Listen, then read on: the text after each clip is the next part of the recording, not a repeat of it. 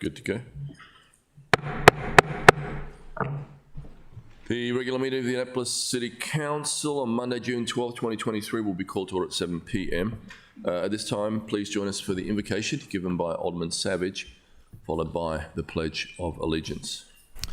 Thank you. I'd just like to ask, I think everybody could stand up and give a moment of silence to the neighbors and friends, constituents that we've lost last night over this this absolutely senseless violence. It has a really true impact in our neighborhood and our town. So I just want to bow our heads for a moment of silence, please.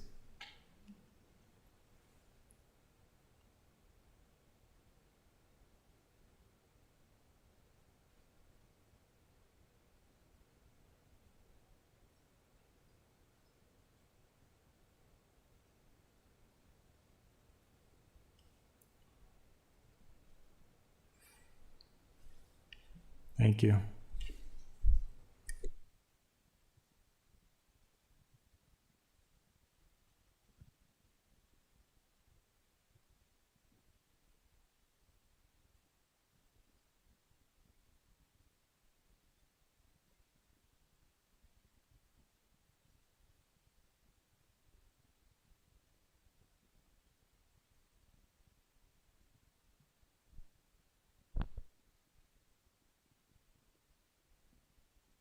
Please call the roll. Yes, sir. Mayor Buckley? Here.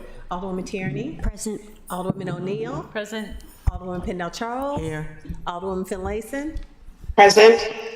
Alderman Shannon Meyer? Present. Alderman Gay? Here. Alderman Savage? Present. Alderman Arnett? Present. Thank you.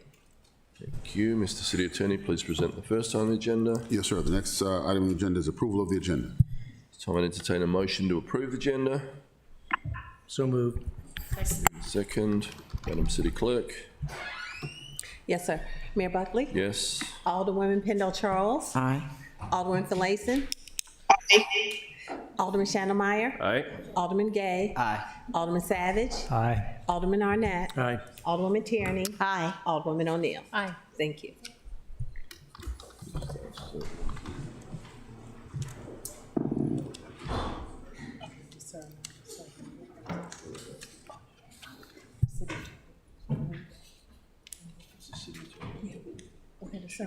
Here she comes.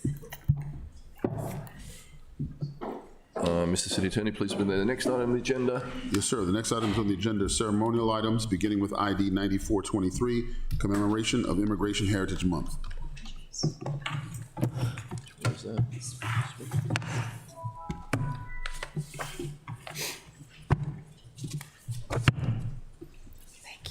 I would like to read this proclamation. Whereas the City of Annapolis recognizes and values the contribution of immigrants to our community's cultural, economic, and social fabric, and whereas our city is founded on the principles of diversity and inclusion, and we celebrate the richness that comes with welcoming people from other backgrounds. Whereas our city is proud to be welcoming and supportive home for immigrants, providing resources and opportunities to help them thrive and succeed. Whereas we declare the month of June to be Immigrant Heritage Month in the City of Annapolis and encourage all residents to celebrate and honor the rich cultural heritage of our immigrant communities.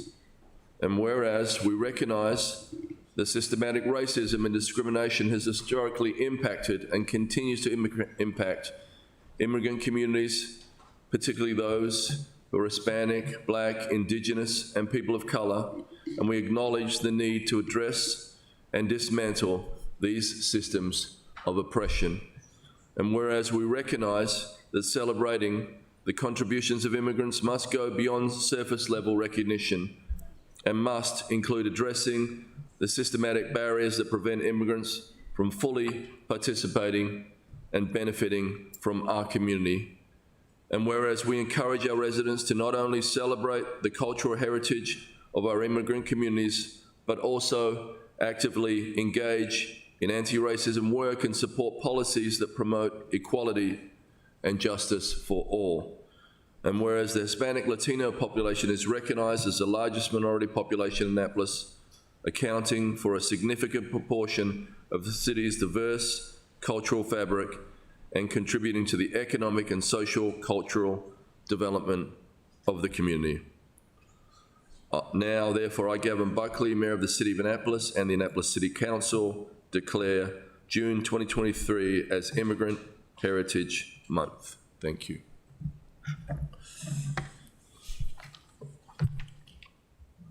Mr. City Attorney, please present the next on the agenda. Yes, the next item on the agenda is ID 10323, Gun Violence Month Proclamation.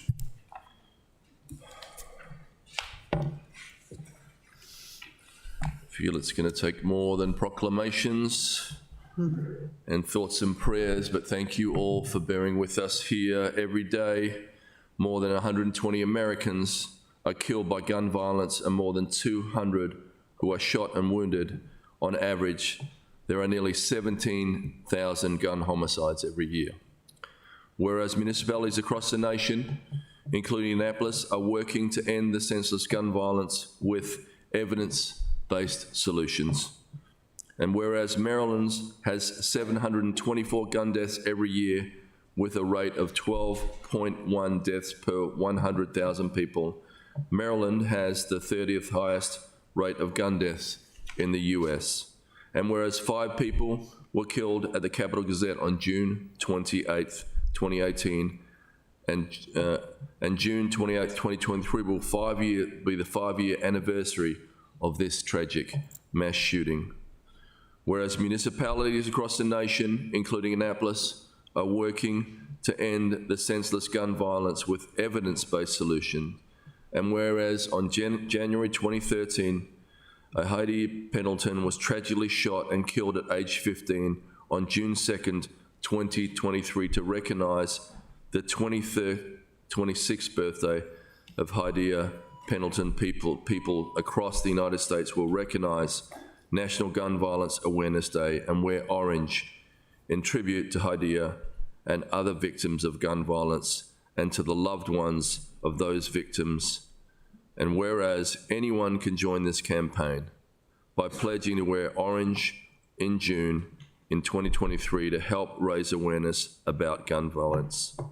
Now, therefore, I, Gavin Buckley, Mayor of the City of Annapolis, and the Annapolis City Council declare June 2023 as National Gun Violence Awareness Month.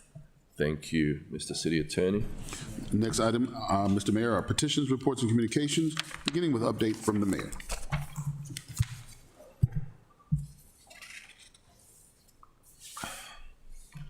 Today is a sad day in Annapolis, in Maryland, and in America. Yet again, our neighbors, members of our community have been senselessly gunned down, this time during a birthday celebration. Last night, we lost 3 people, Christian Segovia, 25, and a father and son, Nicholas Morales, 55, and Mario Morales Ruiz, 27. 3 more people are hospitalized. Thankfully, the wounded are expected to recover. Annapolis isn't immune from the impacts of gun violence that plague America in urban, suburban, and rural communities. As a mayor, it leaves me both heartbroken and furious. We have all the resources we could ask for from the county, state, and federal government. We are taking full advantage of those supports. As of this morning, the suspect has been charged and is held without bond.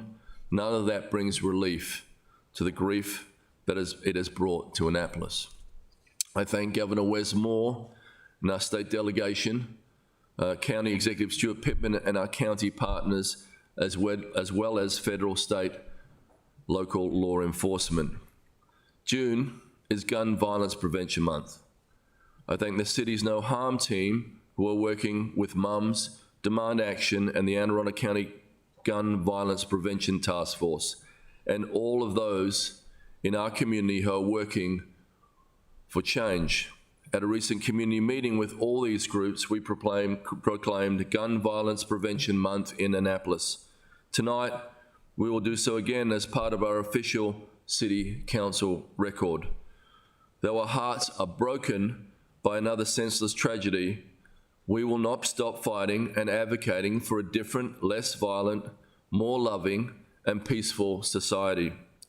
As a city, we can keep working to get illicit guns off the street. We can continue to expand our violence prevention efforts in partnership with the county. We can provide support, resources to communities in need. We can work with people to help them with mental health challenges.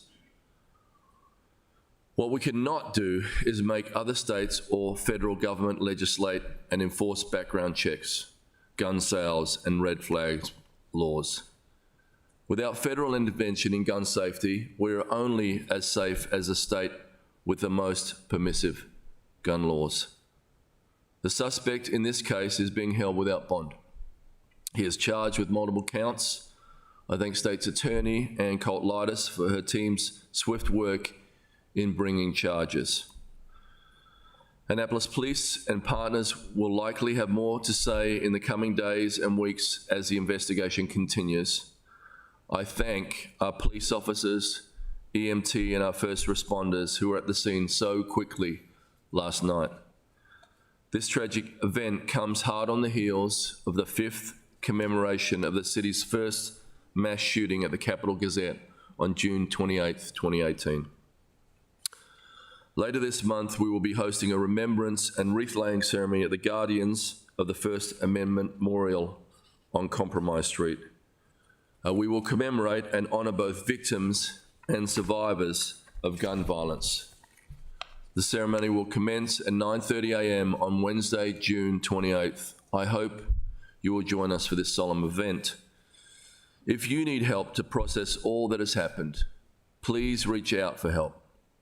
Anne Arundel Community Health Agency's crisis response warm line is 410-798-5522. That number again is 410-798-5522. It's hard to continue and focus on other everyday matters when we're dealing with grief and tragedy as a community, but there are some things I need to draw to your attention tonight, so please forgive me for switching gears a little to talk about the events that are coming up in the next week or so. First up, we have the grand reopening of the Hillman Garage on Wednesday at 4 p.m. on the rooftop of the new garage. We'll have live music, VIPs, giveaways, refreshments, and best of all, free parking through Monday to June 19th. Please come to see the new garage and support our downtown businesses.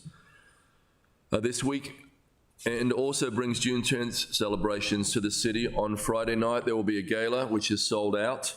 On Saturday, from noon, the Juneteenth parade will start at City Dock and follow a reverse parade route to Maryland Hall. After the parade, the Juneteenth festival will be held at the Bates Athletics Fields until 9:30 p.m. There is no charge to watch the parade and enter the festival. And lastly, I would like to offer congratulations to all of our class of 2023 graduates. My son Dash graduated over the weekend from Annapolis High School, but I know we have graduates from public and private schools, and I wish all these graduates all the success in whatever comes next in their lives, and I want to give them a big round of applause and say well done. Thank you.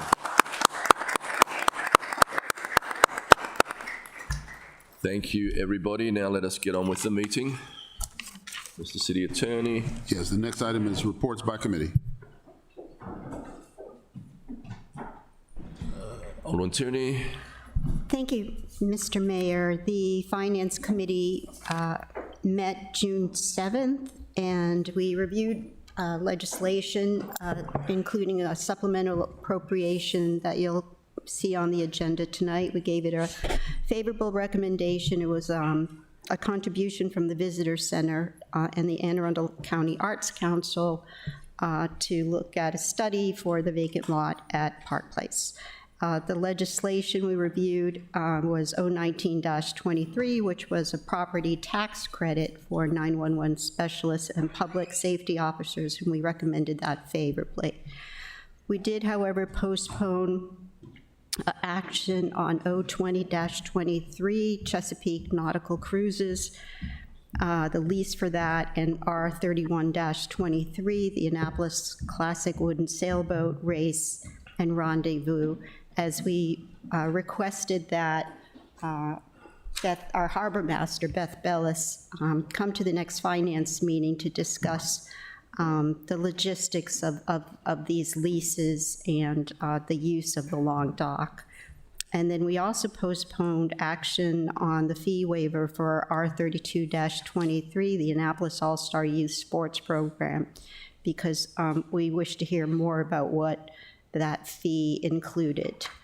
And we got an update from our finance department, and our next meeting is scheduled for Wednesday, June 20th. Actually, it's rescheduled for Tuesday, June 20th at 10:30 a.m. At 3 p.m. Thank you. Thank you. Alderman O'Neill. Thank you very much, Mr. Mayor. Transportation Committee is planning to meet on Thursday, June 22nd at 4 p.m. here in council chambers. Thank you. Alderman Gay. Thank you so much, Mr. Mayor. Just quickly, and before I get to the committee actions in line with what you stated earlier, just also wanted to share the names of some constituents who we have lost from gun violence as well, whose families are still seeking out answers, and just in no particular order, starting with Colin Flanagan, who was 23 years old, Cameron Wallace, who was 14 years old, Terry Bosley, who was 17 years old, Amari Tidings, who was 26 years old, Justin Keith Beasley Jr., who was 19 years old, Shaquille Williams, who was 21 years old, Rico Ramon Johnson, who was 18 years old, Charles Carroll Jr., who was 25 years old, Charles King, who was 27, and Tierra Taylor, who was 30. And just lifting up their families in prayer, obviously, as you just highlighted, is, terrible tragedies for the cities. And so acknowledging them as well. And moving on with our business, so the Housing and Human Welfare Committee meeting, we did meet on June the 7th. We had reappointments for Pamela Bukowski to the Education Commission. We recommended favorably O1923 property tax credits for 911 specialists to the City Council. We postponed O2123 landlord-tenant relations for further evaluation.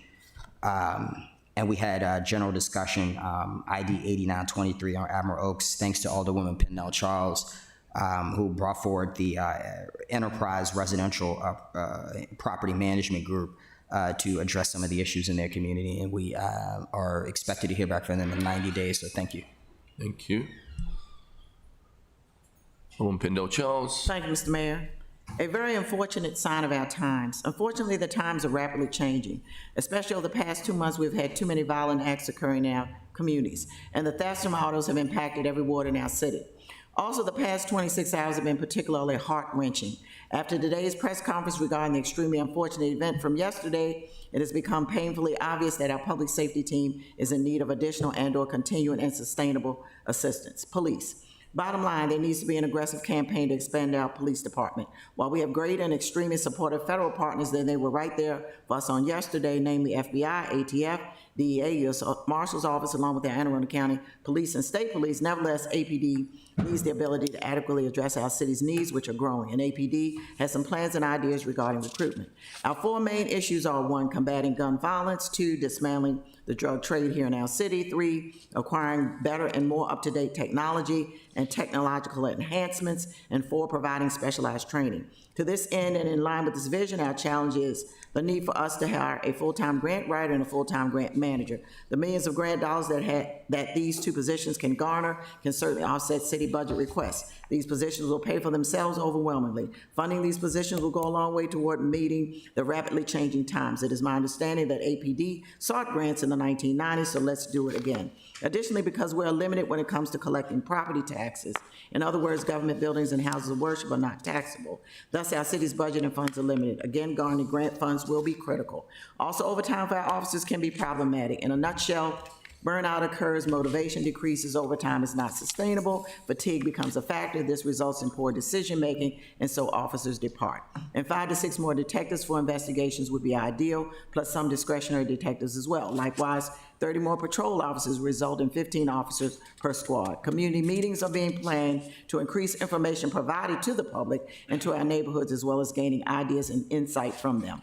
Office of Emergency Management, specifically as it relates to the past 26 hours, OEM's Emergency Operations Center was elevated to an enhanced status. OEM put Maryland Hall on standby. Maryland Hall is a facility that the city uses to establish a family information center, also known as a reunification center, that provides resources to families in the aftermath of an incident. OEM coordinated the readiness of the Family Information Center partners in Annapolis and Anne Arundel County, including the County Health Department and the Anne Arundel County Office of Emergency Management, for the purpose of being prepared to staff Maryland Hall. OEM also supported Public Information and Joint Information Center efforts. All OEM staff was needed for this event. Also, on June 1st, the city lost power at 3:16 p.m. At the peak, there were about 44,000 outages. The Emergency Operations Center established a partial activation with 2 coordination calls. The Joint Information Center issued 2 press releases and shared information across social media and through the Prepare Me Annapolis app. And when the county provided mutual aid in the form of 2 portable light towers and call center support. The Community Emergency Response Team, CERT, provided 5 volunteers to support traffic control. Again, all OEM staff was needed for this event. And an emergency planner would have been of great benefit in supporting this OEM team for 2 unprecedented events that occurred within this 11-day period. Fire, finally, specifically as it relates to the past 72 hours, AFD provided medical care and support operations. The command vehicle was brought in, mutual aid was utilized, multiple medic units responded. AFD was assisted by the Anne Arundel County Fire Department and the United States Naval Academy Fire Department. The critical incident stress management team, as well as peer support, was necessary as the visible nature of the victims' injuries were severe. And mobile crisis was critical to assisting with this incident. Additionally, there was 1 fire fatality that occurred in the county and our city's nearby Hillsmere community, and our city's AFD was a very strategic part of this firefighting effort. Again, a very unfortunate sign of our times when budgetary considerations are extremely critical and are a continuing part of the exceptional services that our city's public safety team provides to our residents, businesses, and over 1 million visitors per year. Thank you. The next meeting of the Public Safety Standing Committee will be determined for the next time. Thank you. Thank you. Alderman Finlayson. Thank you, Mr. Mayor. The Rules and City Government Committee met on June 6th. We addressed legislation 01723, the administration, which requires the city manager to provide staffing impacts on pending legislation. We gave 017 a favorable recommendation with an amendment. 01923, property tax credits. We postponed action on that legislation seeking additional information. Under discussion items, yearly grant funding calendar for AIPPC. No one was present to address the changes, and so we postponed action until the July 7th meeting. Similarly, the Annapolis Conservancy Board rules and procedures, there was no one present to address those changes. And again, that's been postponed until July 7th. The last item was 01523, building height and elevation limits, and we took no action. The next meeting for the Rules and City Government Committee will be on Friday, July 7th at 3 o'clock in council chambers. Thank you. Thank you. Alderman Savage. Thank you, Mr. Mayor. Just real quickly, the last Environmental Matters Committee meeting, one of the things we discussed was 05522, which is on the agenda tonight for second reader. The committee did recommend favorably, it was a unanimous vote, both this and the accompanying fee resolution, but I'll get into more detail about that when the legislation comes up later. Thank you. Anybody else? Thank you all. Mr. City Attorney, please present the next on the agenda. Yes, sir. The next item is comments by the general public. During comments by the general public, you may not speak until we call you on 01423, continued annual budget and appropriation property tax levy, CA223 Management Information Technology Office name change, 018-23 Management Information Technology Office name change, and 021-23 Landlord-Tenant Relations. They will have their own separate public hearings. You can come up for those separately. So anything else outside of that, please come forward. And first, we have Bill Kardash signed up to speak.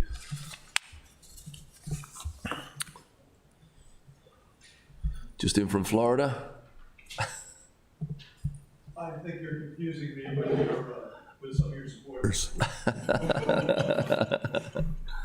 Good evening, Mr. Mayor and members of the council. My name is Bill Kardash, and I live at 17 South Street in the city. I've been a city resident for 33 years. But I'm here tonight because I spent some time watching the city council budget hearings the other day, and I noticed one of the things that was not discussed was revenue. In the course of, I guess several weeks ago, I happened to hear a news report that in the fall, the Seafood Festival would be returning to City Dock, which I thought was great. I can remember going there with my young children in the late 60s, early 70s, when it was pretty much comparable to seeing the boat show in town. So very much looking forward to that. What that also told me, though, was that perhaps the Market House was in a really jewel of a location when it comes to certainly the Seafood Festival and anything else happening downtown.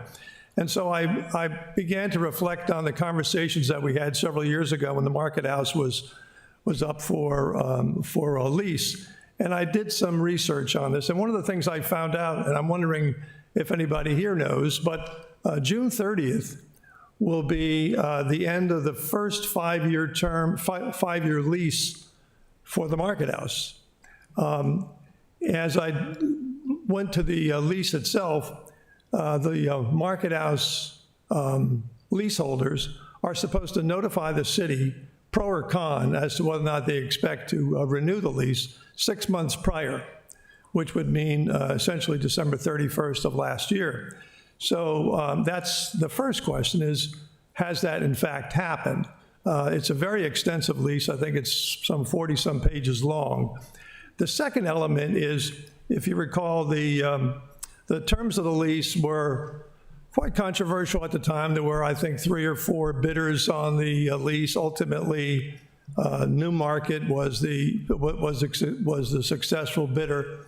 And the course of the economics were such that the lease was meant to be a 5-year lease terminating June 30th of 2023. The lease payments ultimately would be $8,000 per month. That $8,000 is over 5,336 square feet, I believe, which works out to $18.33 a square foot. That number may not mean much to you, but it's about a third of what surrounding restaurants are paying. The other interesting thing about the lease is that come this term, that rent is to increase by 5%. So it'll go from $8,000 to $8,400 per month, which certainly is better than $8,000, and it raises the increase to $19.25 a square foot. Again, pretty advantageous compared to the competitors.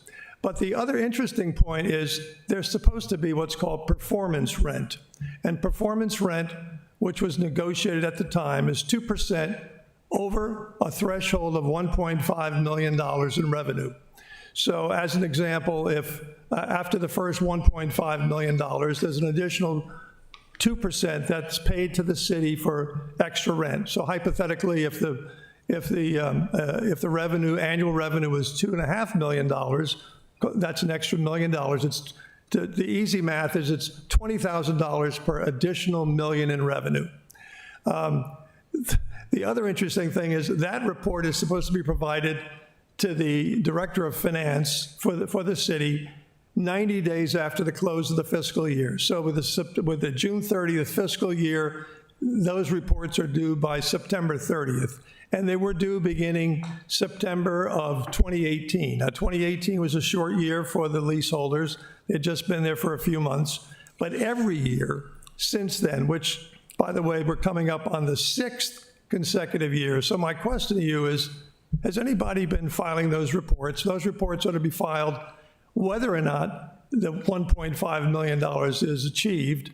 And if so, at the end of 90 days, the reports are to be filed, and any funds due the city are supposed to be filed. So while you're scratching, looking for revenue, here's a source that maybe, that might be quite That's evident. 4 minutes. Thank you.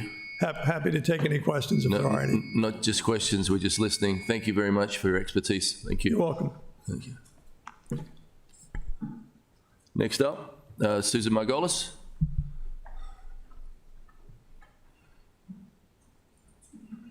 Hello, Annapolis City Council. My name is Susan Margolis. I live at 113 Conduit Street. And I'm so embarrassed to be coming to speak to you today about this particular topic. The city has so much more important things to listen to than the P word, because this is about parking. This is about the paperwork associated with residential parking permits. And I am so sorry to be here. It's embarrassing, but please, it's only going to be 2 minutes and 30 seconds. All right, so in the historic district, you're allowed to have 4 cars on the street. I have 1 car on the street. I would like to use my cars 2 through 4. Occasionally, I want to have a friend come and visit me for a long period of time. And it used to be when SP Plus was in charge of parking, I could just jaunt right down to the office with a form called a certificate of possession, and I would say, hey, my friend is coming to stay with me for the summer. It's too much for me to use my 10 monthly passes. It's too much for me to use my 25 anytime passes. I'd like to just add them to my account for the duration of the time that they're here. And SP Plus would always say, no problem, just sign this certificate of possession form. You're allowed 4 cars, you have 1, why not 2? No problem, have a friend come and visit. So now, secretly behind the scenes without any public input, this has just changed. They're now requiring more documentation. So now, if I want a second car on my account, that person either has to change their driver's license to show that they live at my house. They have to add me to their car insurance, showing that I'm a driver on that car, or we have to sign a lease together, in which case now they're going to check rental licenses, which means I might have to do lead abatement or get a Maryland state sales and use tax ID, all to have a friend come and visit. So in short, if you're a nuclear family with partner, 2 kids, you're allowed to have 4 cars, but me, I have 1 car, and somewhere, someone down deep in your administration, Mayor Buckley, has suddenly decided to make it really hard to get a second car. And it was so sad for me this weekend because I had a friend who was going to come stay for about a month and a half, and they just decided to go stay with another friend instead because it was just too difficult to figure out all the parking. So resources are scarce and policy is hard, but paperwork is a choice. And so really, Mayor Buckley, you could just say to someone in your administration, just stop, just please leave the residents in the historic district alone and make it easy for a resident to get a friend to come visit. Thank you, and sorry. Thank you, Susan. We are still, it's a work in process, so thank you very much. Thank you. Next up, Tara Stout.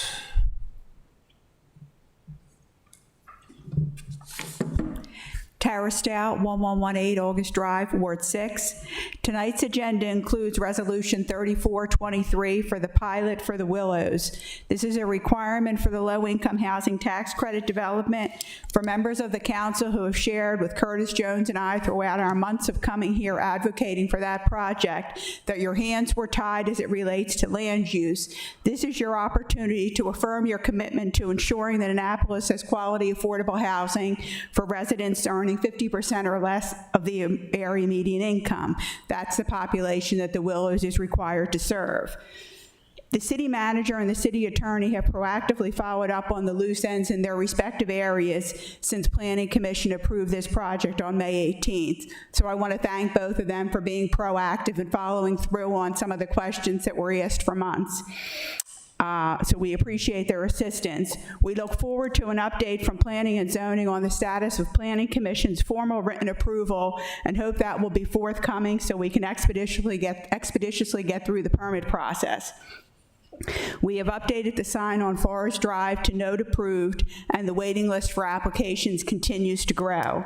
I would like to personally thank the members of the community that rallied to support this project, and I'm excited to be part of bringing a quality affordable housing development to the city that I have called home for 30 years.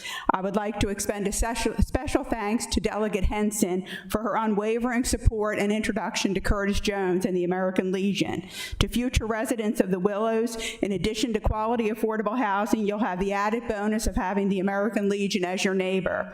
I've said it several times in my comments here, working on this the best thing about working on this project has been forging a relationship with American Legion and a friendship with Curtis Jones and the other members of Post 141. Let's hope we can all work through with Planning and Zoning and Planning Commission to get this written approval and get the permits processed so we can deliver this project to the community in time for the tax credits. Thank you. Thank you. Anybody else like to come up and speak? Anybody else? Please come forward, say your full name and address. Thank you. Sure. David Morseberger, 1241 Village Lake Drive.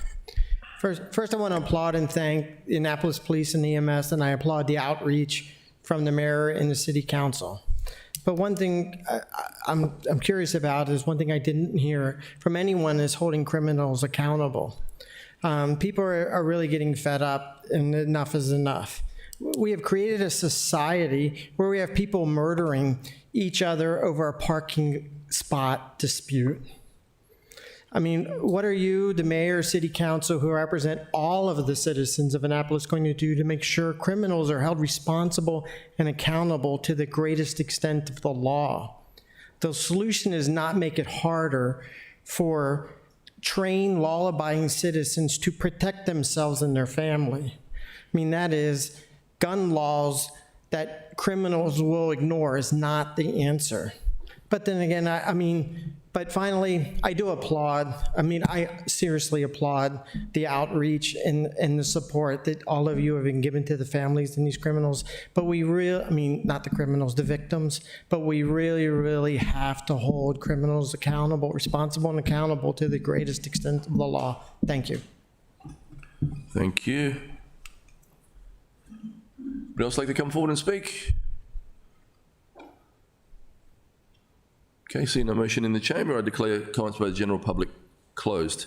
Mr. City Attorney, please present the next item on the agenda. Yes, sir. The next item on the agenda is appointments, beginning with AP 923, Jared Lerner, Port Wardens.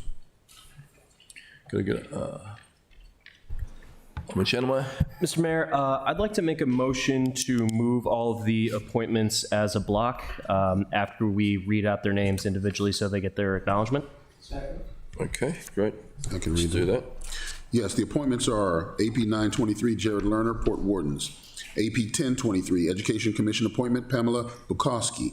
AP 1123, Environmental Commission reappointment, Jeremy Henson.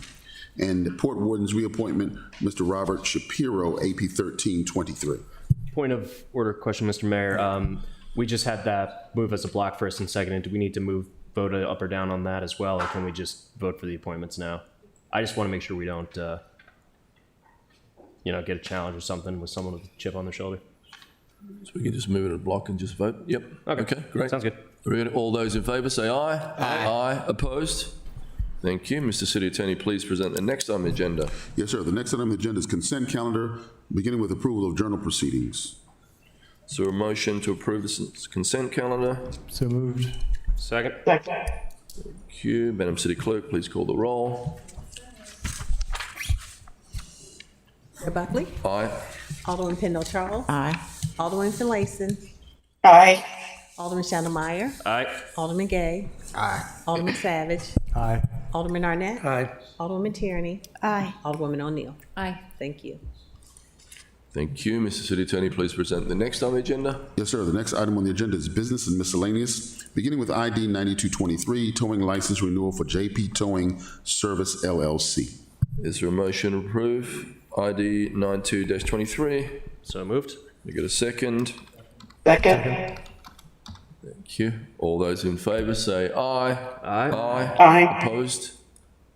Thank you. Mr. City Attorney, please present the next on the agenda. The next item, sir, is ID 11123, towing license application for Top Notch Towing and Transport LLC.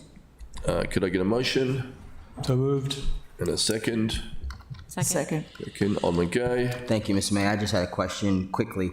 I thought we increased the filing or the application fee for this. It's only listed as $100 here, but I thought maybe in the last budget we increased that to $250. I might have to go to Director Dickinson. Do you have any information on that at all? We did. There was extensive discussion on that at last year when we got to this point. I'll have to look it up to know. Do you? I will vote, yeah. Okay, all those in favor say aye. Aye. Aye. Opposed? No. Okay. Mr. City Attorney, please present the next on the agenda. Yes, sir. The next item on the agenda is supplemental appropriations over $50,000, beginning with SA 3023, General, Mayor's Office, contributions from Visitor Center and Anne Arundel County Arts Council, $67,100. Is there a motion to approve SA 30-23? So moved. Can I get a second? Second. Thank you. All those in favor say aye. Aye. Aye. Opposed? Thank you. Mr. City Attorney, please present the next on the agenda. Yes, sir. The next item on the agenda is public hearing continued, beginning with Ordinance 01423, Annual Budget and Appropriation and Property Tax Levy. I think that's not for that one, is it? No. No, 14. Anyone like to come forward and speak on this? No one is signed up.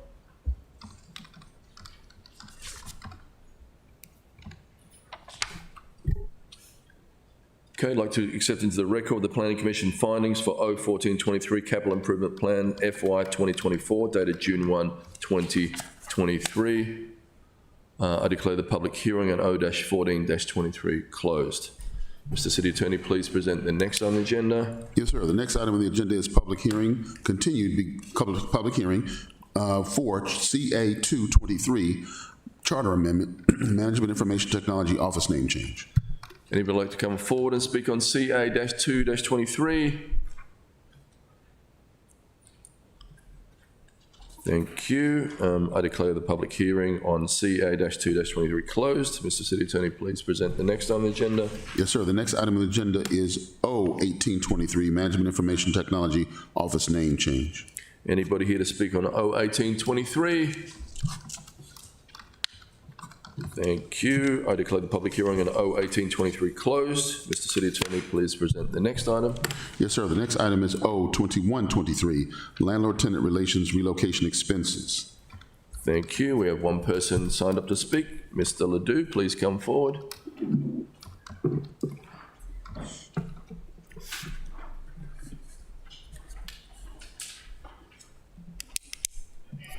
Thank you. Chris Ledoux, 215 Severn Avenue in Eastport. I'm also the owner of rental property in the city. I am supportive of efforts to protect tenants and to clarify tenant rights. However, I oppose the approach in this ordinance, which is heavily unbalanced against landlords. About 50% of homes in Annapolis are rental properties. I repeat my encouragement that tenant advocates engage with all stakeholders so that some of the things I will point out can be considered before an ordinance like this is introduced. We can help if we have a seat at the table. Here are a few of the more significant concerns I have with this ordinance. The first flaw is that all of the landlord's obligations under this ordinance trigger upon the posting of a condemnation. However, not all condemnations require vacating the premises. The time for vacating can be ordered within a reasonable time as ordered by the Director of Planning and Zoning. And what if the landlord is appealing the condemnation under Title 17 or the order of vacation? So there is a timing mismatch between how this works under Title 17 and the trigger in this ordinance. The other flaw is that this treats all condemnations the same. From the harsh remedies in the ordinance, it appears to me that it's aimed at condemnations by neglect.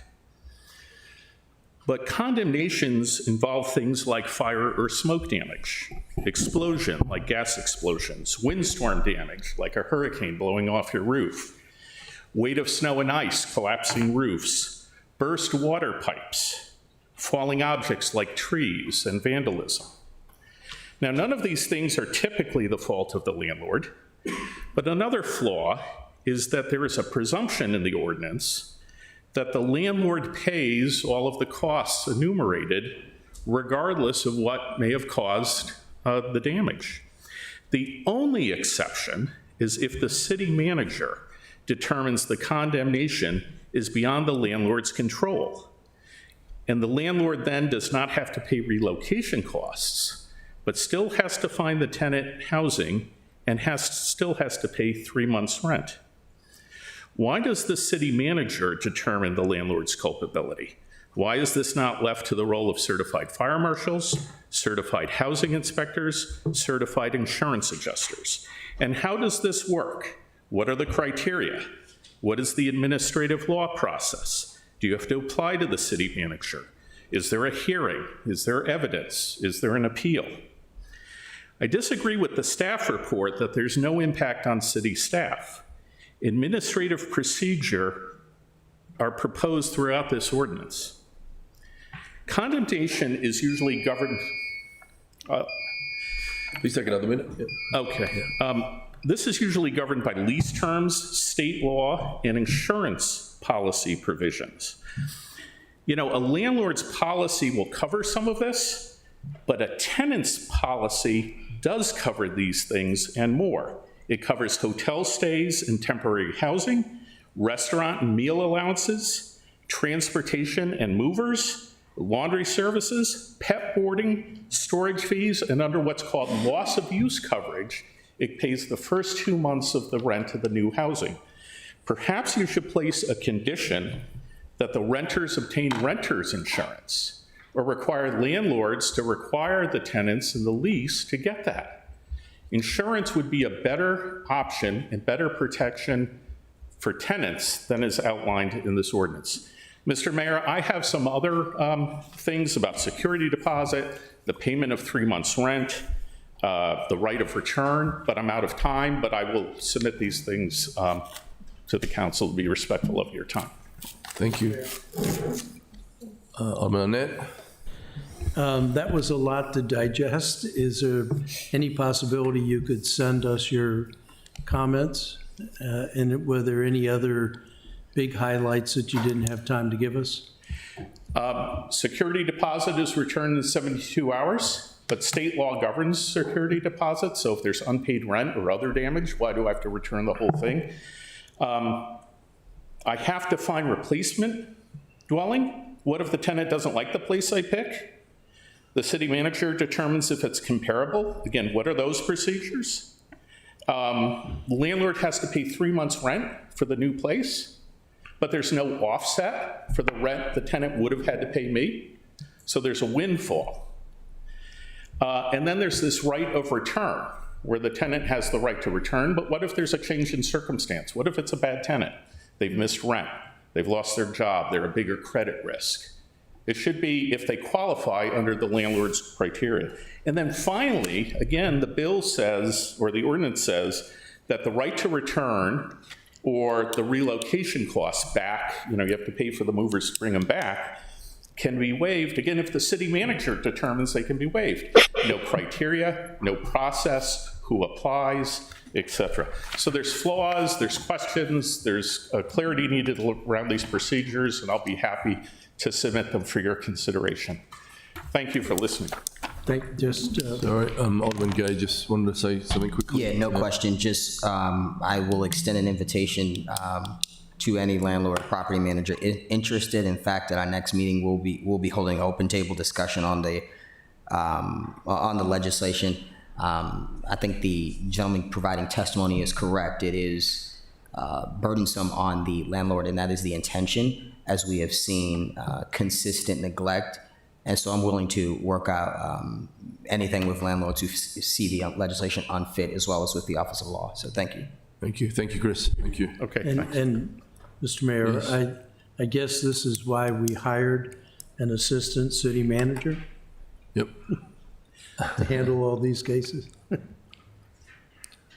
Anybody else like to come forward and speak on 02123? Thank you. I declare the public hearing closed. Mr. City Attorney, please present the next item on the agenda. Yes, sir. The next item on the agenda begins legislative actions on first reader, beginning with Resolution R3423, Payments in lieu of Taxes Agreement with Forest Drive LIHTC LLC. Can I get a motion on R3423? So moved. Second. Can I get a second? All those in favor say aye. Aye. Aye. Opposed? Thank you. Mr. City Attorney, please present the next on the agenda. Yes, sir. Continuing with legislative actions on second reader, budget resolutions, beginning with R2123, FY 2024 fees schedule. Should we? We already moved. Second. We're just doing amendments. It's already been moved. We're just finishing the amendments. So R2123 needs to be moved, right? Or no? No. Huh? We're just at the amendment portion. We continued it until this meeting today. Okay. We need to adopt the corrective amendments. Okay. So the corrected amendment is R2123, right? It's the resolution. R2123 is the resolution for the fees. Yes. There were no corrections on that one, correct? Okay. No. Well, then we could, I mean, there were amendments that were passed, Yep. right. but we don't have any follow-up amendments tonight for that one.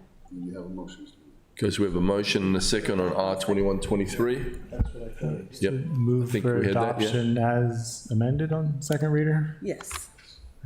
Second. Is that a roll call or is that? Yes, sir. Mayor Buckley, Aye. Alderman Pendle Charles, Aye. Alderman Finlayson, Aye. Alderman Shonda Meyer, Aye. Alderman Gay, Aye. Alderman Savage, Aye. Alderman Arnett, Aye. Alderwoman Tierney, Alderwoman O'Neill. Aye. It passes. Thank you. Mr. City Attorney, please present the next on the agenda. Yes, R2223, FY 2024 fines schedule. Can I get a motion to amend that? I mean, to adopt it. She said Adopt no. R2223 as amended. So moved. Yeah. Thank you. Second. Madam City Clerk, please call the roll. Yes, sir. Mayor Buckley, Aye. Alderman Pendle Charles, Aye.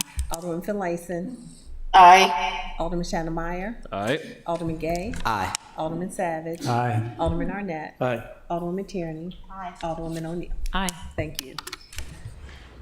Thank you. Mr. City Attorney, please present the next on the agenda. Yes, the next item is R2323, FY 2024 position classifications and pay plan. To a motion to adopt R-23-23. Second reader. So moved. Second. Second.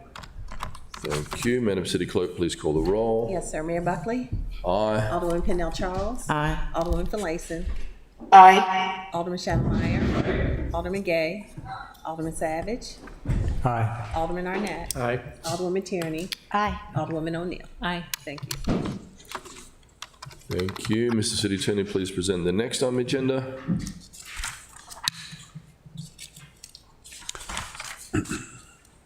Going to ordinances, Mr. Mayor. Annual budget and appropriation property tax levy 01423. Is there a motion to adopt O-14-23 on second reader?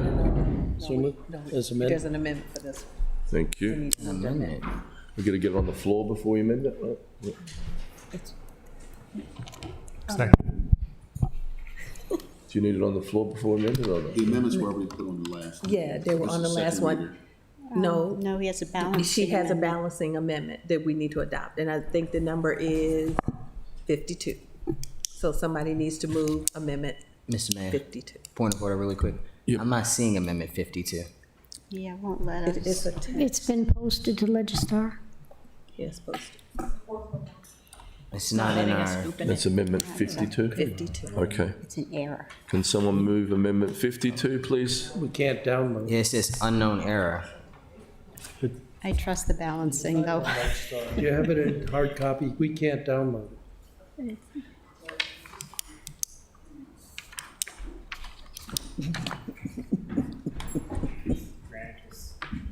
Goddamn Granicus.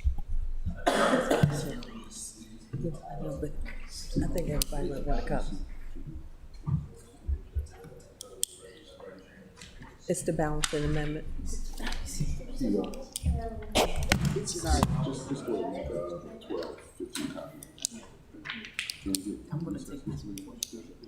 You can keep it. Wait, I'm gonna crash my computer. It's still downloading. Yep. So this is a balancing amendment. We could just take a couple of minutes if you want before we introduce it. Thank you.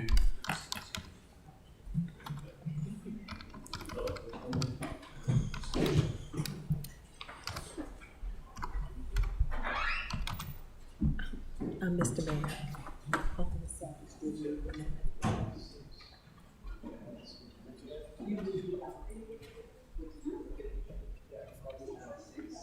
I move Amendment 52.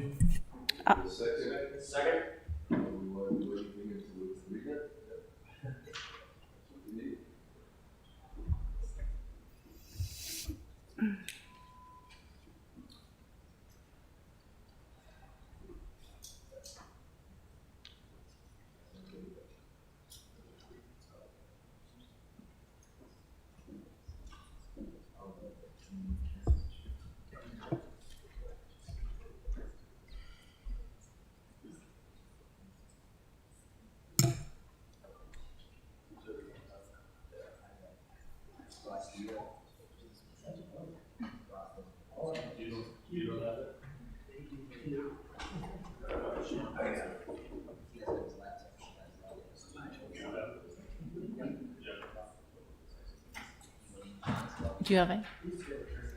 No, it didn't pop up. We don't know. No, it says unknown error.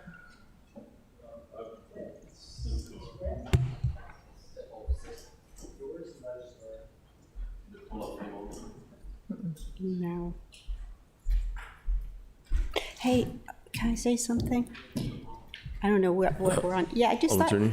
I just want, I don't know when I'll have the opportunity to say this, but I just think the public should know, I mean, the true definition of a public servant was represented by Alderman Arnett and Alderwoman Finlayson, that they went through this budget process with personal situations, and I think that they should be acknowledged for that, and I think the public should be really grateful for your demonstrating the true definition of a public servant, as well as Alderwoman Finlayson with her situation with her dad and all. Oh, where do I? I didn't know that. I didn't hear you. Never mind Ellie Shingles.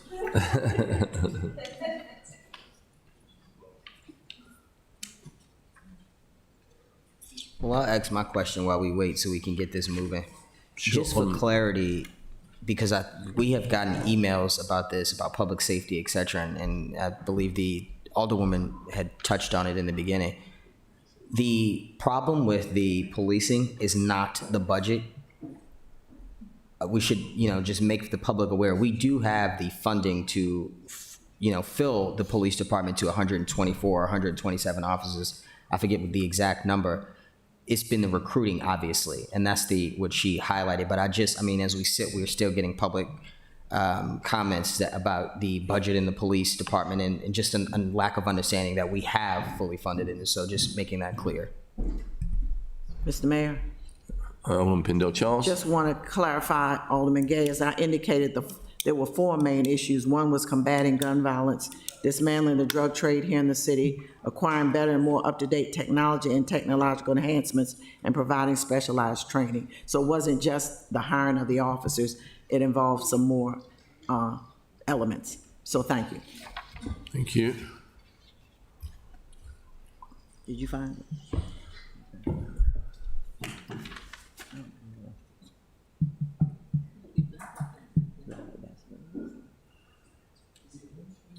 So what's the bottom? He's going.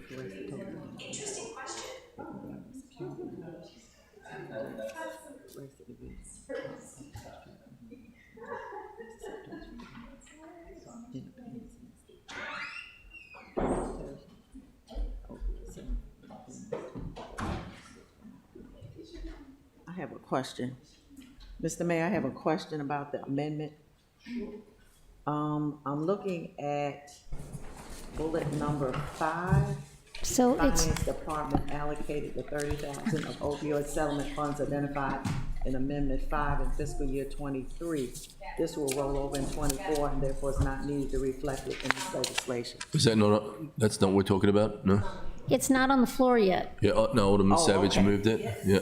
Alderman Savage moved 15, and we got a second for that. So it is on the floor. So if you had a question for finance? We'll be glad to read through the bullets and explain that, answer any Yes. questions. Katie, yes. Thank you, Mr. Mayor. For the record, Katie Conley, Budget Manager. Amendment 52. This amendment corrects the total for the General Fund and Transportation Fund and reflects all past amendments. It renumbers capital projects listed in Section 22. It corrects the division for Amendment 33 from Department of Public Works Traffic Control and Maintenance Division to Engineering and Construction. It corrects the subtotals and totals for departments in Appendix A, the total state grant appropriations in Appendix B, and the General Fund and Transportation Fund totals in Appendix C. The Finance Department allocated $30,000 of opioid settlement funds identified in Amendment 5 in fiscal year 2023. This will roll over in fiscal year 2024 and therefore is not needed to be reflected in this legislation.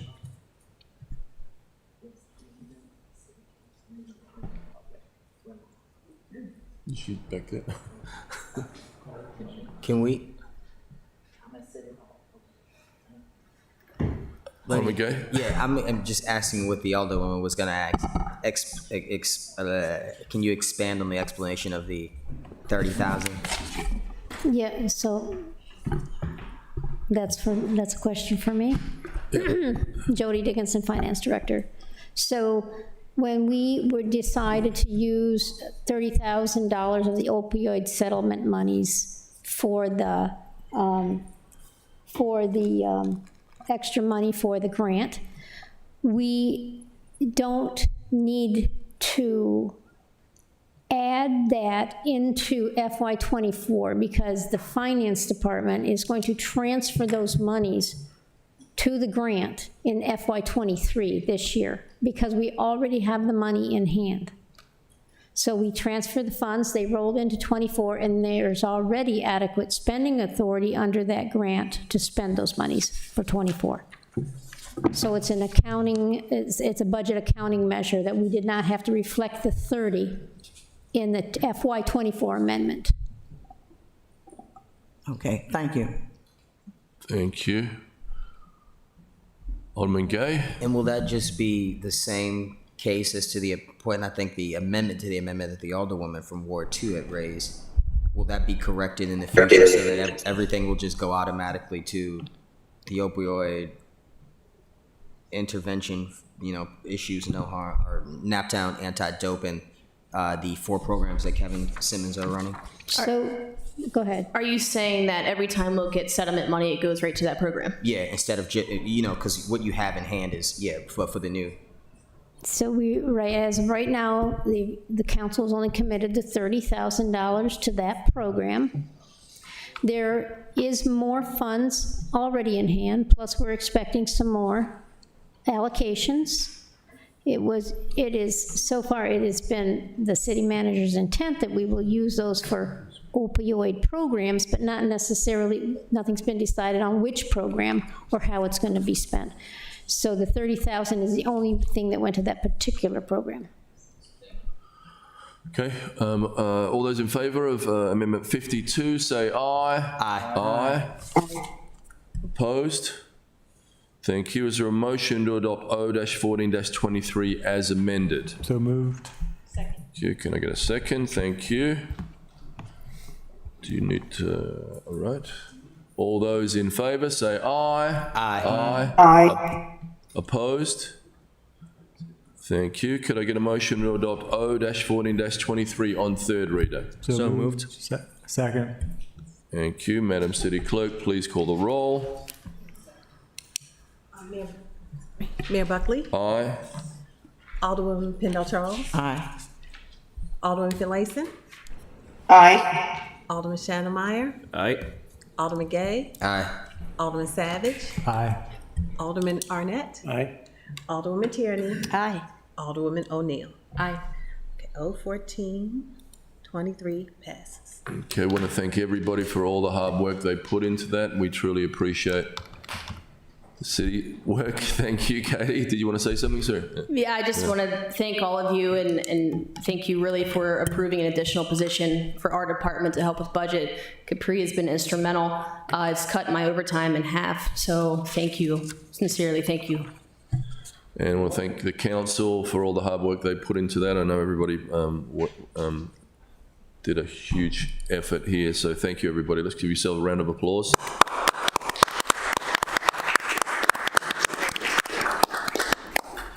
Mr. City Attorney, please present the next on the agenda. Yes, sir. The next item on the agenda is O-1723, administration requiring the city manager provide staffing impact statements on pending legislation. Is there a motion to adopt O-17-23 on second reader? So moved. Second. Thank you. We have an amendment, Mr. Mayor. Okay, I don't see that. Whose amendment is that, sir? It's Alderwoman Finlayson's. Sorry, Alderman Finlayson, did you have an amendment to this? Yes, I do, Mr. Mayor.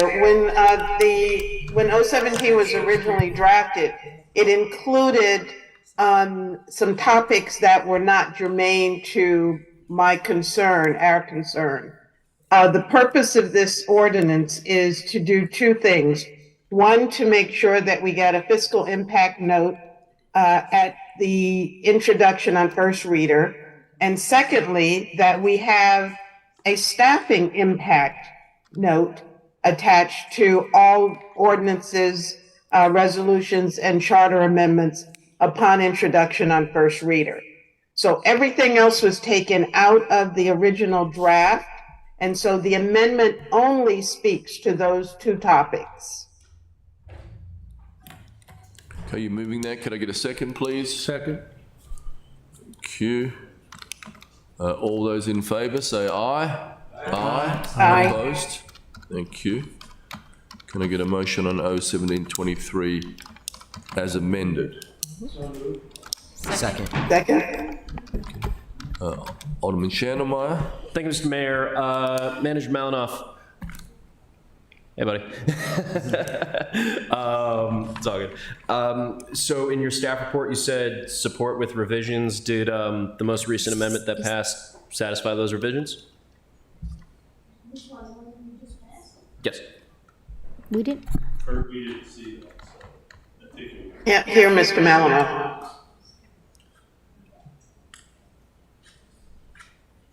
They're conferring.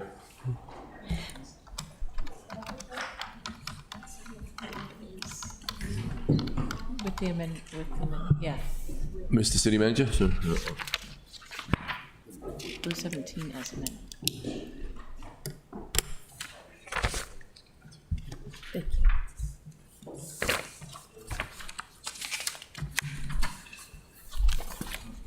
So was all of this stuff. Mr. Mayor, may I speak? Yes. This amendment does not make any changes to the timing for the fiscal impact note, if that's the concern. That was in the original language. The info I was trying to find out, Alderman Finlayson, was, so in the staff report that Manager Malinoff provided, he just checked off support with revisions. So I wanted to see if after we provided the revisions, if he was satisfied with those. Thank you for following up on that. Mr. City Manager? We support the intent. It's just Michael Malinoff, City Manager. We support the intent. It's just very, not difficult, but impossible for us to necessarily have all the staff reports done right at the time of the first reader introduction. And that's our problem. It's a timing issue. If it weren't predicated on the first reader component, we're fine otherwise. And we're fully willing to submit any of the reports necessary. It's just that when they come out, we really won't have the time to put anything together. And quite often it's the weekend, the day before the weekend before the meeting. You want to respond to that, Alderman Finlayson, and then I'll go to Alderman Savage and Alderman Gay. Yes, I'd like to, Mr. Mayor. Mr. Malinoff, we did have a discussion about timing, and one of our discussions evolved around when our agendas are prepared. And I'm remiss in not reaching out to you because our hope is that our agenda reviews would be held on Wednesday of the week before the legislation or the agenda. And so that there is ample time, we will try to work hard to make sure our legislation doesn't come in the 11th hour. And I know that we've all been guilty of submitting things on Thursday or Friday for a Monday meeting. So if we could set a timeline where all legislation has to be in by Tuesday, close of business, and we have our agenda review on Wednesday, then the legislation or the agendas will be out on Thursday. And so that should hopefully assist with the timing. Mr. Malinoff, and I didn't talk to you about this, it's been a hectic week for me, but that was our hope, that we would put that timeline in place. Mr. City Manager? Michael Malinoff, City Manager. I still think it's best for staff if we can provide the staff reports for the second reader sequence. You introduce the legislation. Sometimes we're able to do it depending on the simplicity of the legislation, but sometimes it's quite complex. And even then, I don't think we would have enough time if it were the Tuesday or Wednesday before. We're not trying to challenge the intent. It's just if you give us another, if we get it in sufficiently before the second reader, I think it still meets your goals in the committee hearing dates. So that would be my suggestion. Well, may I ask, Mr. Malinoff, second reader is after public hearing. So you're saying that I'm sorry.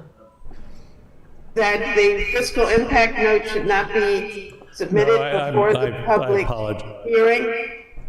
I apologize. My intent is to try to get it done as soon after the introduction as possible. And I get your point that second reader would make it problematic. So I don't know what the exact language would be. What would you suggest? Jody Dickinson, Finance Director. As of right now, we have to have a fiscal impact note by public hearing. And there's typically at least 2 weeks between your meetings. So it's on public hearing, we get 2 weeks to prepare a fiscal note. Typically, we would have that ready, a week between, or 2 weeks between the introduction and the public hearing, correct? So we'd have about 2 weeks if needed to prepare a fiscal note. Under this scenario, we'd have to have it ready by first reader. And giving it to us Wednesday, that gives us 2 work days to turn over a fiscal impact note is, in my view, is not enough time, and would want to either make sure the council can get to us fully drafted legislation a week or 2 before you intend to introduce it, or keep the due date of the fiscal note on the public hearing date. So I'm perfectly willing to try that. Many times we do have it ready by first reader, depending on how simple it is. But if we have a complex one that requires us to reach out to other departments or other sources and get fiscal data, that takes time, and I can't guarantee that we can turn that over that quickly. And if somebody's on vacation, like Katie or I or Capri, and we don't have the staff there to do it, or the department people are on vacation or don't have time, then, you know, we may not, 2 days is not gonna be enough. That's my concern. Alderman Finlayson. I am amenable to making that change. My initial purpose in this legislation was to provide staffing impact. The law department added, and because of the way this was worded, added the portion that deals with the fiscal impact note. So I will defer to my colleagues who are sitting there to change the language for the fiscal impact note to say something along the lines of as soon after the first reader as possible. What about you introduce it 2 weeks before first reader? Because that's the issue, right? I thought it didn't affect If I'm not mistaken, the code currently says that we have to have the fiscal note on or before the public hearing, so that's how it is worded now. And like I said, we typically have it before, if it's a simple one and there's no fiscal impact, it's a very easy thing to draft. But when we have to reach out and try to find information, getting it by Wednesday would not always be enough time. Well, I did misspeak. Our hope was that it would be in by Tuesday. I know that doesn't give you a whole lot more time, it's another day, but it would be in by the close of business on Tuesday. But I'm amenable to even striking that portion, since the code already speaks to it being in before the public hearing. I'm just going to move on to Alderman Savage and get, this is Ross and Alderman Savage's baby, I think. Well, I mean, I support the idea of having a staffing impact report, but I have always had concerns about the timing. I don't think we should be, I think if we end up passing this as written and as amended, as far as requiring these reports before introduction on first reader, that ties our hands, because we can each probably name something we've introduced for one reason or another pretty quickly. Sometimes it's actually legitimate for us to do that as a body, and I think it plays, the problem, one of the problems is it places staff in a very awkward position. If we have something we really want to have on the agenda for a variety of reasons, if staff for some reason can't get a report together in that short amount of time, and that puts them in a position of being in violation of the code, I don't think that's a good position to put them in. I think if we want a very solid and thorough staff report and fiscal impact note, that we need to make sure we give them adequate time to do so. So I do think the code as currently written, which requires that before, it has to be posted, that information needs to be posted before the first public hearing, is a better way to do it. I mean, personally, I do read the legislation on first reader, but I really don't dig into it until after the public hearing, because we're supposed to be factoring in the public comment anyway. So, you know, I guess at this point, I'm not supporting how it's written. I guess what I would offer is maybe a postponement, because I think there's still room to get to, I want to support the staff requirement, staffing impact, but I just think there might need to be some more discussion about how to get there. So I guess, could I make a motion to postpone for Second meeting in July.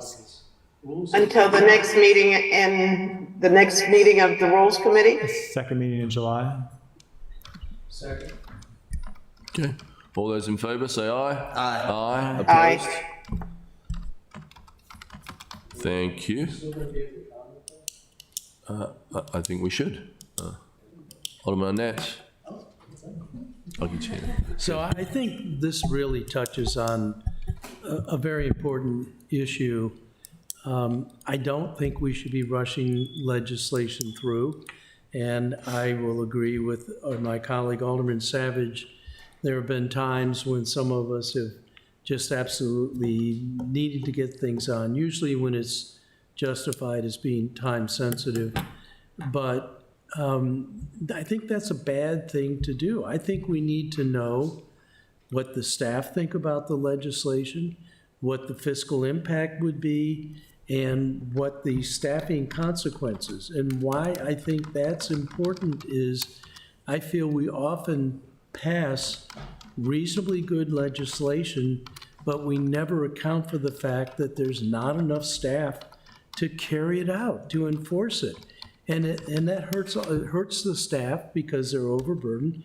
It hurts us because we're passing legislation that just doesn't get carried through. So I think this is a very important piece of legislation, and it's worth taking the time. I was confused because I thought this was focusing on the staffing report.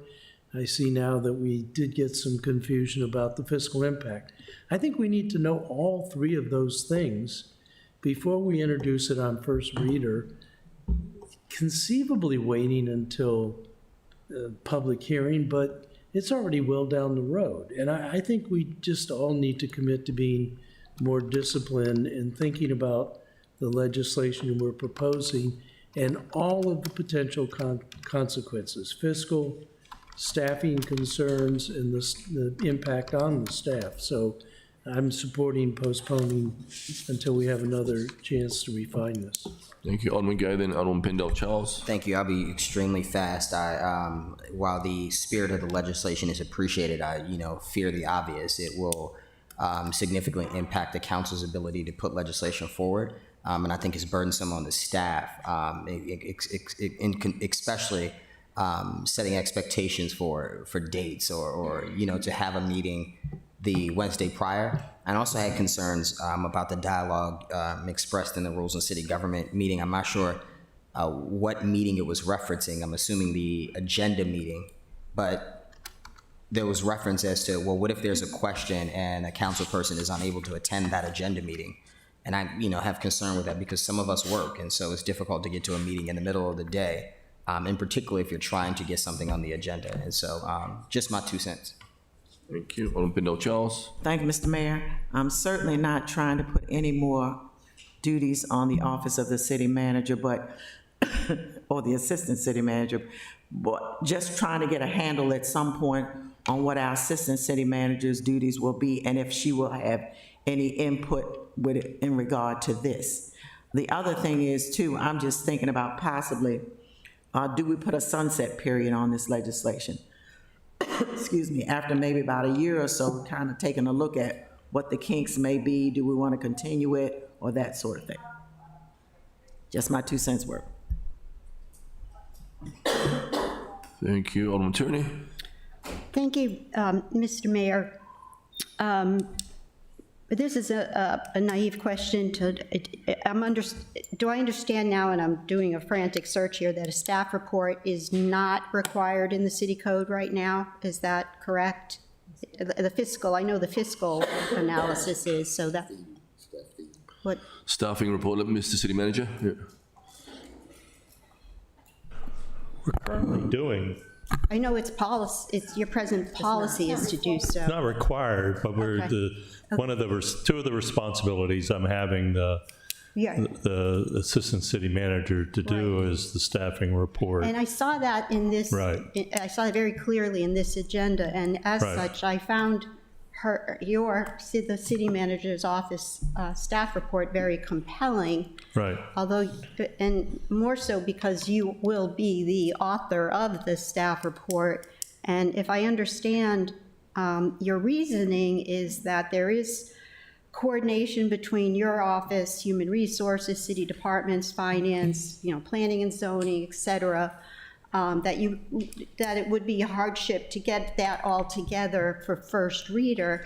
And I'm thinking of legislation that grows, if you will. Look at, God forbid, but look at like the short-term rental legislation on first reader. Oh, I know. But I mean, it goes to committee and things are learned and you realize that you need more enforcement or you need more law. You learn things in committee. So I think that it would be prudent to obviously, yes, to have the staff report, but not to have it rushed, if you will. And again, to actually follow your logic here, which again, I thought was pretty compelling, to have it definitely before public hearing. That's not to say that you won't have any mention of it, for committee review. I think that is one of the reasons for this, is that, it has come to committee and there hasn't been any staffing impact, but that, that can be discussed and added, et cetera. It's a work, legislation is a work in progress, so. It can change as you Right. change the legislation. Right. So, yeah, I But Yes, it's sort gonna of be- to answer your question, as well as Alderwoman Pindell Charles, those are responsibilities that the assistant city manager has been taking on and drafting, and then I'll review it and submit it to the mayor for the council meetings. Alderman Finlayson? Thank you. Just to be clear, this legislation is staffing impact. It is not the staff report that the city manager submits with every piece of legislation. It is only those pieces of legislation that impact our existing staff and their workload. So I don't want to confuse this with the traditional staffing report that we always get with all pieces of legislation. And as far as I recall, always on first reader. So, this is not about changing that process, but simply recognizing how any piece of legislation impacts the staff that we have and whether they can actually fulfill our wish in the legislation within their confines of their jobs. And to address Alderman Gay's question, I was referring to the agenda review. We're not part of the agenda review. I think that's the city clerk and I think maybe the city attorney. I'm not sure who's part of that, but I was referring to the agenda review committee that would meet. And traditionally, they used to meet on Wednesdays so that our agendas would be prepared for Thursday. So just for clarification, purpose of this is to talk about how our legislation impacts staff. Thank you. Thank you. Alderman Annette? I'd like to be added as a co-sponsor. Okay, thank you.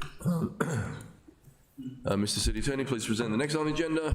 Yes, sir. The next item on the agenda is O5522, sediment control inspection process fees, milestone inspections. Can I get a motion to adopt O55-22? In a second, you have an amendment. Yep. Yes, Mr. Mayor, I'd like to move amendment, Savage, actually, let me see the name here. Yes, amendment number 1. Thank you. Can I get a second on that? Thank you. Alderman Savage? Just to give some, I know this came to us before, but we had some confusion about the versions that were appearing in Legistar, and so we've gotten that sorted out. We also got sorted out some of the amendments. But this is a kind of a good one to talk about after our last discussion, because this has gone through quite a bit of process. And to Alderwoman Tierney's point, it actually changed quite a bit, and the staff reports had to be updated. And so, but just to back up a little bit and refresh, here's actually information on the amendments and what these actually do. Just a refresher, this legislation is something they're working on for a while, and this amendment, it's a lot in there, but it summarizes a lot of the changes that were discussed and worked through with the Department of Public Works over the course of many months.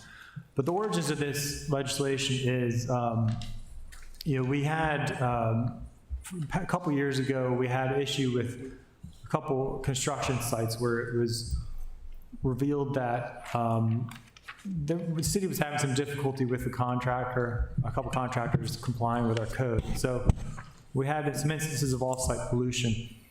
And what I've incorporated in this legislation, I've been trying to figure out ways to improve our inspection procedures and also, so focusing on, as far as the procedures, including in this amendment, some of the improvements that were made by the county. One of the big changes that this does, kind of two big changes in this legislation that would changes to our code. One would require, well, let me back up a little bit. Our current code, which is a state requirement, requires that there are sediment control inspections on average every 2 weeks at all of our construction sites, every 2 weeks. So over the course of the past few years of these large projects, we realized that these large projects require a lot more attention and more frequent inspections. And so what this does is work into the code that for the large project sites, think Rocky Gorge or Parkside Preserve, that they would need to be inspected on every week instead of every 2 weeks. The frequency of every 2 weeks would remain the same on some of the smaller projects. So that's the big change, and obviously that would have, it also, the second change is that it would create these milestone inspections. These milestone inspections would average about 4 inspections per large project, and it would be an opportunity where at every milestone, the contractor has to put the brakes on the work until they actually get an inspector to get out there to review things. So as also to my colleague's point as far as staffing impacts, that would obviously potentially have a staffing impact because you'd be talking about increasing the number of inspections. So that's why there's a fee associated with this, which is the next piece, the next resolution establishes the fee. But the fee would go towards helping to pay for any kind of contractors or consultants that we would need to hire to, if needed, to hire to help provide some of these supplemental inspections. We do that with some of our electrical inspections, I believe, and over the years, various inspectors to fill gaps. And so those are the main changes, but as you go down through the list, I tried to list the things that are being proposed as well as the justification. You'll see another issue we had was corrective, in the code it doesn't specify how quickly things need to be corrected. So what I put in there is that corrective actions need to happen within 36 hours. If it needs to take longer, they just need to get approval from the city for that change.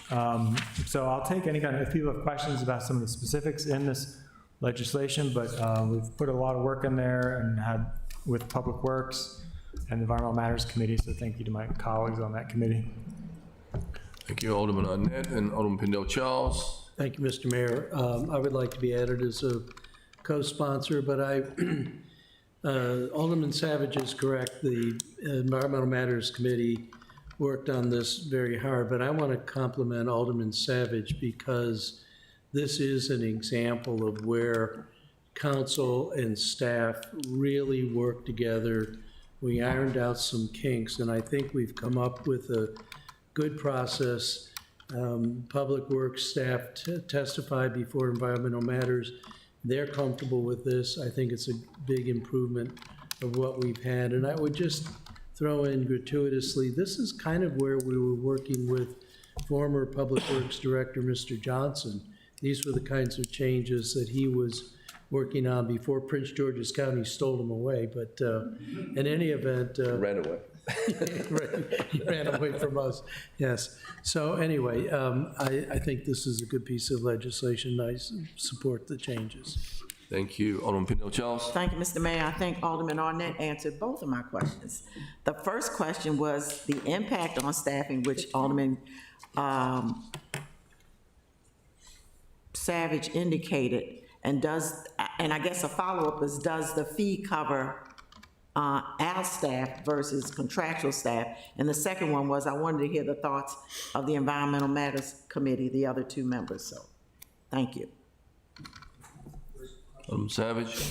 Just to answer your first question about the staffing, yeah, as it was introduced, and like Alderman said, our conversation with Public Works, it was determined that it was going to be too impactful, and so that's why the amendments scale back quite a bit. And as far as the fee, that fee was developed entirely by Public Works based on their projections of what kind of workload this would have on them and what they would need to hire somebody to do to supplement. Okay, thank you. And if Alderwoman Finlayson wanted to weigh in as well, her thoughts regarding 5522. Alderman Finlayson, thank you. Thank you. Thank you. I did have some questions about the rain events, and my questions were answered to my satisfaction. So I am in support of Alderman Savage's legislation. Thank you. Thank you, Alderman Gay. Thank you so much. I'd like to sign on as a co-sponsor of this amendment. I do have concerns because it says the fund shall be used for activities relating to safe and expanded non-automobile mobility.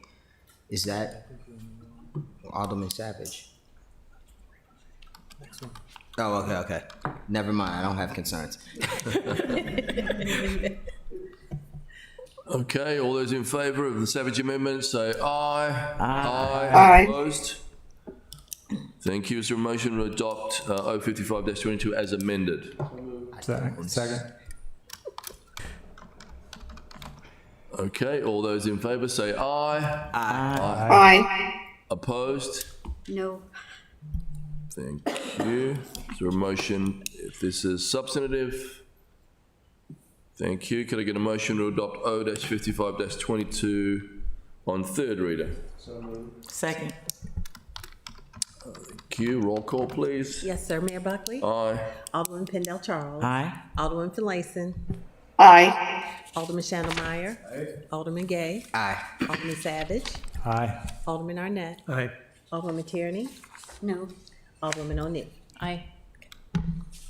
Thank you. Mr. City Attorney, please present the next on the agenda. Yes, sir. The next item on the agenda is O4922, Planning and Zoning, Parking and Loading Regulations, Parking Fee in lieu of meeting off-street parking requirements. I think we have a motion to postpone this. Is that right, Alderman? Yes, Arnett? Mr. Mayor, I would beg the indulgence of the council to postpone this for 2 council meetings. I have scheduled a meeting with the Office of Law tomorrow to work on some amendments. I understand Alderman Savage has some amendments also. We have a little bit of time. I don't want to drag this out, but this is fundamental to making permanent rules for outdoor dining, and I think it's worth taking the time to make sure we get this right. So I'd ask for that 2 meeting postponement. Can I get a second from someone? Second. Thank you. Alderman Gay. Thank you so much. I just had a quick question on this. I'm obviously going to support you postponing it and hope that you would take into consideration, and so will the Alderwoman from Ward 1. In 2019, when I got on the council, we had similar legislation for parking and loading regulations in the downtown area, specifically for ride-sharing apps. And I'm not sure how successful the implementation of that's been, but the purpose is to, really provide so that there's not clogging of traffic, et cetera, in the morning and all of this stuff, so that cars just aren't stopping in front of Starbucks like they always do and hold up traffic while they wait for their rides, et cetera. And the purpose was that to coordinate with the ride-sharing apps, restrictions on the parking and load regulations. This would include Uber, Lyft, Instacart, everything, DoorDash nowadays. And so I hope that we could open that up as well, just to, I think it's all in the same vein with this legislation. Yeah, I think we had. Alderman Tierney, sorry. Sorry. We had work groups to study that. Stephen Rice was orchestrating those posts, I think it was during the pandemic, acknowledging that we needed designated spaces. And what became of that was a loading dock location to serve those needs, not designated as ride sharing. They were just labeled as loading docks and nothing further than that. So we would probably need Stephen to speak more of that, to label them more for ride share. It's definitely the future, so I agree with what you're saying. So all those in favor of the postponement say aye. Aye. Aye. Opposed? Thank you. Mr. City Attorney, please present the next on the agenda. Yes, sir. The next item on the agenda is R 1523, fee schedule updated for milestone inspections in ordinance 5522. So move. Thank you. We don't need to speak to it. Can we just vote? Madam City Clerk, please call the roll. Yes, sir, Mayor Bethley. Aye. Alderman Pendle Charles. Aye. Alderman Finlayson. Aye. Alderman Shannon Meyer. Aye. Alderman Gay. Aye. Alderman Savage. Aye. Alderman Arnett. Aye. Alderwoman Tierney. No. Alderwoman O'Neill. Aye. Thank you. Mr. City Attorney, please present the next on the agenda. Yes, sir. The next item on the agenda is R 2923, recognition of City of Annapolis public service employees. So move. Second. Yeah. Alderman Shannon. Co-sponsor? I'd like to be a co-sponsor also. Thank you. I had a question on this for the city manager. Yes, Mr. City Manager. Does the city participate in any like bonus programs by any chance for, okay, thank you. Mr. City Manager. Michael Malinoff, City Manager. Tricia Hopkins is here, the HR Director. We don't currently provide any bonus plans. Obviously, we're going through the classification and review right now, so I would envision that we may be looking at different ideas as that plan is completed. Appreciate that so much, thank you. Thank Like to be you. added as a co-sponsor? Thank you. Is that everybody? No, Mr. Mayor has not. I know that. Okay. Are you a co-sponsor, Mr. Mayor? Recognize them every day, but. Can I get a roll call, please? Yes, sir, Mayor Buckley. Aye. Alderman Pendle Charles. Aye. Alderman Finlayson. Aye. Alderman Shandon Meyer. Aye. Alderman Gay. Aye. Alderman Savage. Aye. Alderman Arnett. Aye. Alderwoman Tierney. Aye. Alderwoman O'Neill. Aye. Thank you. Motion passes. All right, we might be breaking some records this year. Mr. City Attorney, please present the next item. The agenda is complete, Mr. Mayor. All right. Is there anything else for good order? Alderman O'Neill. Thank you very much, Mr. Mayor. At the, oh, he left. There was a young gentleman here that when he walked in, and it looks like he's gone. He's gone. He said it was his very first council meeting, so I wanted to applaud. He stayed until just a minute ago. Yeah. It's his last one, too. His last one, too. But I appreciate younger people getting involved and seeing what city council is all about. So I wanted Right. to commend him for sitting through city council tonight. Anything else, Alderman Arnett? Thank you, Mr. Mayor. I want to make note of what you have been going through representing the city. We had a council lunch, and it's got to be a terrible job. And I want to thank you for representing us. I saw you on TV several times. But this is one of the hard parts of the job, and I appreciate what you're doing and how you represented us. Have you got? Appreciate that. Thank you so much. Thank you. Thank you. Alderwoman Finlayson has her hand up. Alderman Finlayson, thank you. I know you can't see me. I first of all want to thank everyone for your indulgence in allowing me to participate virtually. And secondly, Peerless Wrens turned 75 on the 7th or will be on the 7th of July. So I'm hoping that we will have an opportunity to recognize the present and former members of that phenomenal organization. So please stay tuned, but visit Peerless. Thank you. Let's hear it for the anniversary, shall we? Okay, can I get a motion to adjourn? Second. Okay, all those in favor say aye. Aye. Aye. Opposed? Meeting adjourned. I'm